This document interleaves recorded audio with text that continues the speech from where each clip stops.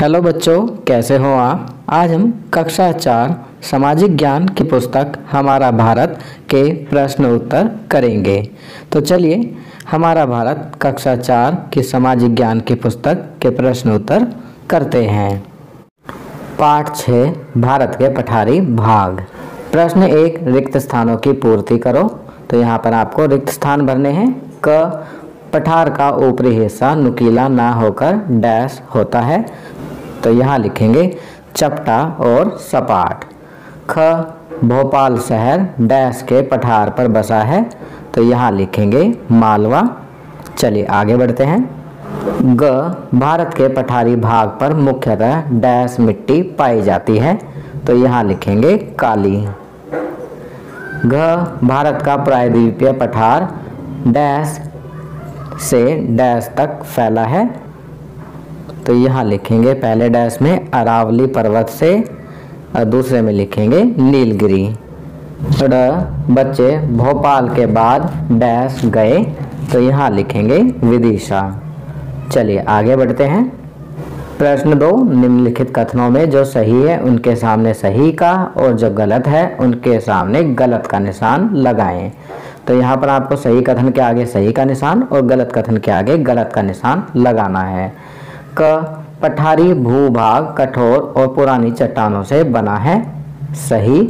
ख पठारी क्षेत्र में पशुपालन मुख्य व्यवसाय है, गलत।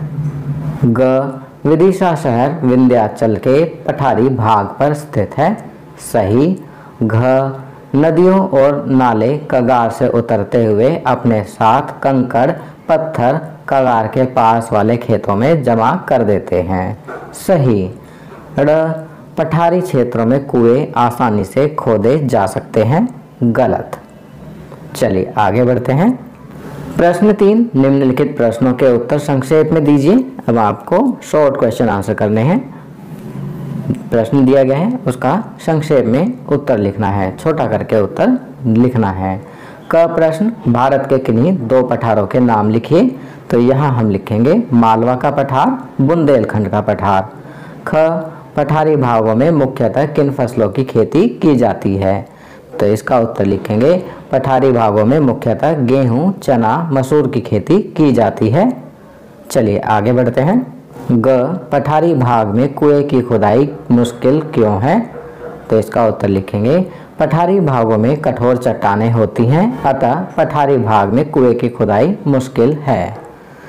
घ कगार से नीचे बहती नदियों पर बांध बनाने से क्या लाभ है। तो इसका उत्तर लिखेंगे कगार से नीचे बहती नदियों पर बांध बनाने से निम्नलिखित लाभ है। पहला, लोगों को सिंचाई के लिए पानी मिल जाता है। दूसरा, पानी के साथ बहकर आए कंकड़ पत्थर बालू कण खेत तक नहीं पहुंच पाते, इससे खेत खराब होने से बच जाते हैं।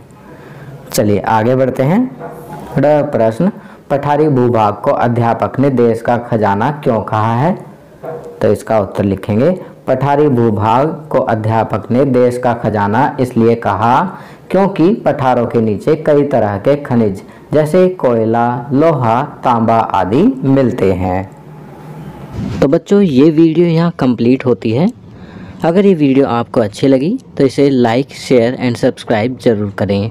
आने वाली लेटेस्ट वीडियोस को देखने के लिए हमारे चैनल को सब्सक्राइब करना ना भूलें और देखते रहिए हमारा चैनल नॉलेज किंगडम।